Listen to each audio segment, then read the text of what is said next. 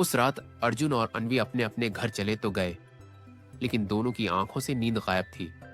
People का पेड़ दूर से दिख रहा था, अंधेरे में डूबा हुआ। उसकी डालियां ऐसे हिल रही थीं, जैसे कोई अदृश्य परछाई उस पर बैठी हो।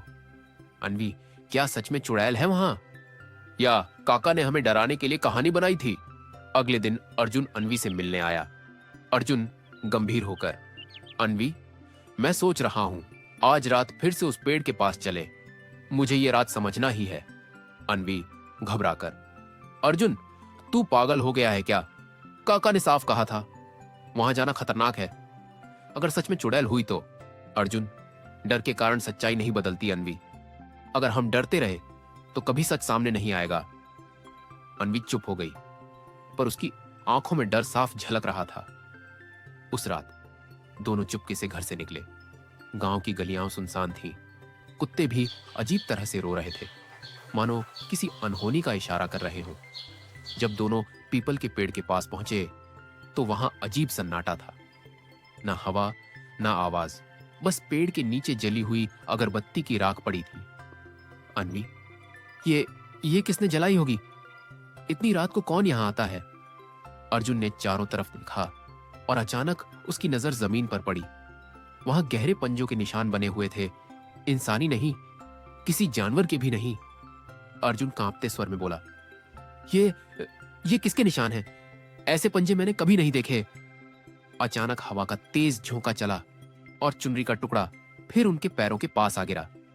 अन्वी चीख उठी, अर्जुन, ये वही चुनरी है, देख, फिर से यहां कैसे आई? तभी पेड़ की डाल से किसी औरत की कर कर करती हंसी गूंज उठी। अन्वी कांपते हुए, अर्जुन, ये वही है, चुड़ैल। पेड़ की डाल पर धुंधला सा साया दिख रहा था। लंबे बाल, काला चेहरा और चमकती आंखें, दोनों के पैरों तले जमीन खिसक गई। अन्वी चीख पड़ी, हमें यहां से भागना होगा अर्जुन, अभी। दोनों दौड़ते हुए गांव की तरफ भागे, लेकिन तभी रास्ते में अचानक वही हंसी चारों तरफ गूंजने लगी, कभी आगे से, कभी पीछे से। अन्वी रोते हुए, ये हमें छोड़ने वाली नहीं है। अर्जुन ने उसका हाथ पकड़ा और कहा, भागते रहो अन्वी, पीछे मत देखना, चाहे कुछ भी सुनाई दे। दोनों जैसे तैसे गांव के चौपाल पहुंचे और हांफते हुए गिर पड़े। रामलाल काका पहले से वहीं बैठे थे, जैसे उन्हें सब पता हो। उन्होंने दोनों की हालत देखी और गहरी सांस लेकर कहा, मैंने समझाया था बेटा, वो आत्मा इंसानों को यूं ही छोड़ती नहीं।